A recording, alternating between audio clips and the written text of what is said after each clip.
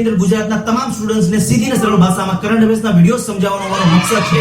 અમને સપોર્ટ કરવા માટે સબસ્ક્રાઇબ જરૂરથી કરજો અને બાજુના બેલ આઇકોનને જરૂરથી દબાવજો જેથી દરરોજ સવારે 4 વાગે તમને સવારના પોરમાં વિડિયોઝ તમારા મોબાઈલ સુધી મળી રહે. વિડિયોઝની લાસ્ટમાં આ પ્રકારનું બટન દેખાશે, તેની પર ક્લિક કરીને આજના વિડિયોની પીડીએફ ફાઇલ ફ્રીમાં તમને મળી રહેશે. તમારે એની માટે એક પણ રૂપિયા ચૂકવવાની જરૂર નથી આ ચેનલ ઉપર.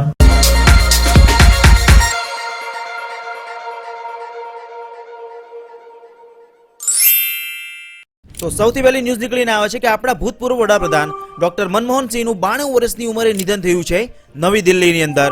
તેનો અંતિમ સંસ્કાર કરવામાં આવ્યો છે નવી દિલ્હીના નિગમબોધ ઘાટ ઉપર અને તે ભારતના 13મા નંબરના વડાપ્રધાન બન્યા હતા 2004ની અંદર. ત્યાર પછી ભારતીય રિઝર્વ બેંકના ગવર્નર પણ રહી ચૂક્યા છે 15મા નંબરના ડોક્ટર મનમોહન સિંહ, અને ત્યાર પછી ભારતના નાણામંત્રી મતલબ ફાઇનાન્સ મિનિસ્ટર પણ રહી ચૂક્યા છે 24મા નંબરના. તેનું નિધન થયું છે 2024-25ની અંદર ડોક્ટર મનમોહન સિંહનું 92 વર્ષની ઉંમરે નવી દિલ્હીની અંદર. ત્યાર પછી ગુજરાતનો 34મો નંબરનો જિલ્લો બનાવવામાં આવ્યો છે વાવ અને થરાદને. તેવી જાહેરાત કરી છે ગુજરાત સરકાર દ્વારા ગુજરાતના મુખ્યમંત્રી ભૂપેન્દ્રભાઈ પટેલ દ્વારા.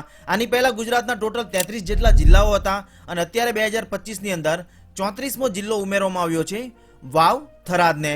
અને જ્યારે 1960માં ગુજરાત અને મહારાષ્ટ્રથી અલગ પડ્યું હતું ત્યારે ગુજરાતના ટોટલ 17 જેટલા જિલ્લાઓ હતા અને અત્યારે 2025માં 34 જેટલા જિલ્લાઓ છે. આ ખાસ યાદ રાખવું. 24માં 21 જેટલી ભાષાઓમાં સાહિત્ય એકેડમી પુરસ્કાર આપવામાં આવ્યો છે તેવી જાહેરાત કરી છે કેન્દ્ર સરકાર દ્વારા. અને દિલ્હીમાં આની આપવાની શરૂઆત થશે 8 માર્ચ 2025ના રોજ. અને ગુજરાતીમાં મળેલો છે સાહિત્ય એકેડમી પુરસ્કાર દિલીપ ઝવેરીને તેની કવિતા ભગવાનની વાત માટે, અને ઇંગ્લિશમાં આપવામાં આવ્યો છે ઇસ્ટ્રાઇટ કિરેને જેની ઉપન્યાસ છે સ્પિરિટ નાઇટ માટે આપવામાં આવ્યો છે, અને હિન્દીમાં આપવામાં આવ્યો છે ગગન ગિલને જેની કવિતા છે મેં જબ તક આઈ બહાર માટે સાહિત્ય એકેડમી પુરસ્કાર આપવામાં આવ્યો છે. આપવાની શરૂઆત થશે 8 માર્ચ 2025ના રોજ નવી દિલ્હીની અંદર. અને સૌપ્રથમવાર સાહિત્ય એકેડમી પુરસ્કાર કયા વ્યક્તિને મળેલો હતો તે તમારે કોમેન્ટ બોક્સમાં નીચે લખીને મોકલવાનો છે. ત્યાર પછી સુપ્રીમ કોર્ટના ભૂતપૂર્વ ન્યાયાધીશ વી રામ સુબ્રમણ્યમને NHRCના નવા અધ્યક્ષ તરીકે નિમણૂક પામેલા છે 2024ની અંદર, જેને national human right commission of India તરીકે પણ ઓળખવામાં આવે છે. આની નિમણૂક ખાસ કરીને કરવામાં આવે છે રાષ્ટ્રપતિની દ્વારા, અને રિસન્ટલી નિમણૂક કરેલી છે આપણા દ્રૌપદી મુર્મુ દ્વારા. NHRC મતલબ હ્યુમન રાઇટ કમિશનના અધ્યક્ષ તરીકે વી રામ સુબ્રમણ્યમની નિમણૂક થઈ છે. અને આપણા ઇન્ડિયન કોન્સ્ટિટ્યુશનની 324મી આર્ટિકલ મુજબ આની નિમણૂક કરે છે રાષ્ટ્રપતિ દ્વારા. આ ખાસ યાદ રાખવું.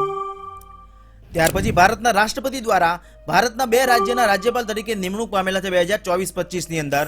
મણિપુરના બનાવવામાં આવ્યા છે અજય ભલ્લાને 19મા નંબરના, મિઝોરમના બનેલા છે VK સિંહ 46મા નંબરના.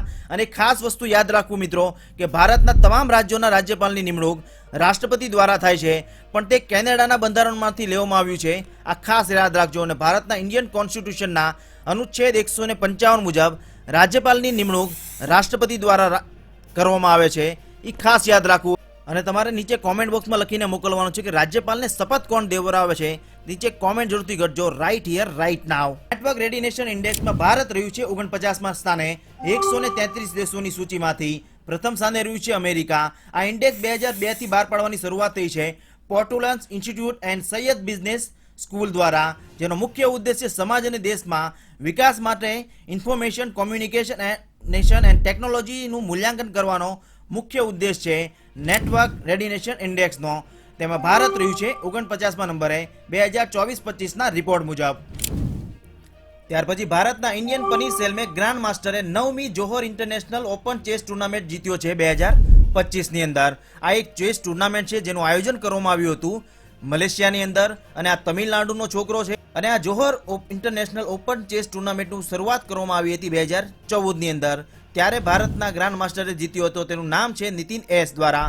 અને અત્યારે લેટેસ્ટ પૂછે તો ઇન્ડિયન પનીર સેલ્મે. આ ખાસ યાદ રાખવું. પછી ભારતમાં UCC લાગુ કરવા વાળું સૌપ્રથમ રાજ્ય બન્યું છે ઉત્તરાખંડ. આ UCC નો મતલબ થાય છે મિત્રો સમાન નાગરિકતા સંહિતા કાનૂન, જે સૌપ્રથમ વાર ભારતમાં આઝાદી પહેલા લાગેલો હતો ગોવાની અંદર 1867ની અંદર, જ્યારે પોર્ટુગીઝનું રાજ હતું ગોવાની અંદર. જેનો મુખ્ય ઉદ્દેશ હતો આ UCC નો કોઈ પણ વ્યક્તિનો ધર્મ અથવા તો જાતિના આધારે અલગ અલગ નથી પાડવાના જગ્યાએ એક સમાન ન્યાય આપવાનો અધિકારનો મુખ્ય ઉદ્દેશ છે UCC નો. અને આપણે ઉદાહરણ તરીકે સમજીએ તો જો કોઈ વ્યક્તિ હિન્દુ છે અથવા તો કોઈ વ્યક્તિ મુસ્લિમ છે તો તેના લગ્ન થાય અથવા તો તલાક, વિરાસત જેવી કોઈ કિસ્સાઓમાં અલગ અલગ નિયમો નથી હોવાના. આ બિલના કારણે તમામ પ્રકારના ધર્મ, જાતિ, સંપ્રદાયને સાથે લઈને એક નિયમ બનાવવામાં આવ્યો છે યુસીસી. તેને ધ્યાનમાં રાખીને એક સમાન હક આપે તેવું બિલ બનાવવાની જાહેરાત કરી છે અને તે બિલને લાગુ કરવાવાળું સૌપ્રથમ રાજ્ય બન્યું છે ભારતનું 2025ની અંદર ઉત્તરાખંડ. ક્લિયર? ત્યાર પછી પ્રથમ મહિલા હોકી ઇન્ડિયા લીગ જીત્યું છે ઓડિશા વોરિયર્સ દ્વારા 2025ની અંદર, જેનું આયોજન કરવામાં આવ્યું હતું રાંચીના જયપાલ સિંહ સ્ટેડિયમની અંદર અને તેની ફાઇનલ રમાડવામાં આવી હતી ઓડિશા વોરિયર્સ અને સુરમા હોકી ક્લબ વચ્ચે. અને ત્યારબાદ ઓડિશા વોરિયર્સની મહિલા હોકી ટીમ દ્વારા સૌપ્રથમવાર આ ટાઇટલ જીત્યું છે હોકી ઇન્ડિયા લીગનું 2025ની અંદર. ક્લિયર? ત્યાર પછી વેરી ઇમ્પોર્ટન્ટ સવાલ છે. રિલાયન્સ ઇન્ડસ્ટ્રી દ્વારા ગુજરાતના જામનગરમાં વિશ્વનું સૌથી મોટું ડેટા સેન્ટર બનાવવાની જાહેરાત કરી છે મુકેશ અંબાણી દ્વારા રિસન્ટલી 2025ની અંદર, જેને આર્ટિફિશિયલ ઇન્ટેલિજન્સ સેન્ટર તરીકે પણ ઓળખવામાં આવે છે, જેને ગુજરાતના જામનગરની અંદર બનાવવામાં આવશે. જેનો મુખ્ય ઉદ્દેશ છે નવા પ્રોજેક્ટો અથવા તો ડિજિટલ ઇન્ફ્રાસ્ટ્રક્ચરનો વધારો કરવાનો અને ડેટા સ્ટોરેજમાં આગળ વધારવાની માંગને પહોંચી વળવા માટે ગુજરાતને એક ટેક હબ બનાવવાના ઉદ્દેશથી આર્ટિફિશિયલ ઇન્ટેલિજન્સ સેન્ટર બનાવવામાં આવશે ગુજરાતના જામનગરની અંદર. ક્લિયર? ત્યાર પછી 2025ની અંદર એલેક્ઝાન્ડર લુકાશેન્કો બેલારુસના નવા રાષ્ટ્રપતિ બન્યા છે 2025ની અંદર. આની પહેલા પણ તે રાષ્ટ્રપતિ હતા, પણ રિસન્ટલી 2025ની અંદર પણ એ ફરીવાર ચૂંટાઈને રાષ્ટ્રપતિ બન્યા છે એલેક્ઝાન્ડર લુકાશેન્કો બેલારુસના. અને બેલારુસની કેપિટલ છે મિન્સ્ક અને કરન્સી છે રૂબલ. આ ખાસ યાદ રાખવું. ત્યાર પછી એક વિશ્વવિખ્યાત વ્યક્તિનું નિધન થયું છે, તેનું નામ છે KM ચિરેયમનું. રિસન્ટલી જે ચિકિત્સા ક્ષેત્ર સાથે સંકળાયેલા છે, તે વિશ્વ પ્રસિદ્ધ હૃદય રોગના સ્પેશિયાલિસ્ટ છે. તેનું 92 વર્ષની ઉંમરે નિધન થયું છે બેંગ્લોરની અંદર. તેણે સૌપ્રથમવાર હૃદય ટ્રાન્સપ્લાન્ટ સક્સેસફુલી કર્યું હતું 1994ની અંદર માધવબાગ હાર્ટ ઇન્સ્ટિટ્યૂટની અંદર, ચેન્નાઈની અંદર આવેલું છે ત્યાં. તેનું રિસન્ટલી 2024ની અંદર KM ચિરેમનું નિધન થયું છે 92 વર્ષની ઉંમરે, વિશ્વ પ્રસિદ્ધ હૃદય રોગના સ્પેશિયાલિસ્ટનું. ક્લિયર? વિડીયોસ પસંદ આવે તો નીચે કોમેન્ટ બોક્સમાં જરૂરથી લખજો કે વિડીયોસ કેવો લાગ્યો અને તમે કોઈ નેક્સ્ટ વિડીયો કયા ટોપિક ઉપર બનાવવા માંગો છો કોમેન્ટ જરૂરથી કરજો, જેથી નેક્સ્ટ વિડીયો તે ટોપિક પર બનાવવાની કોશિશ કરશું આ YouTube ચેનલ ઉપરથી. હું આશા રાખું કે તમારો દિવસ આજનો ખૂબ જ સરસ જાય. તમારી આવનારી એક્ઝામ માટે best of luck. Thanks for watching the video મિત્રો.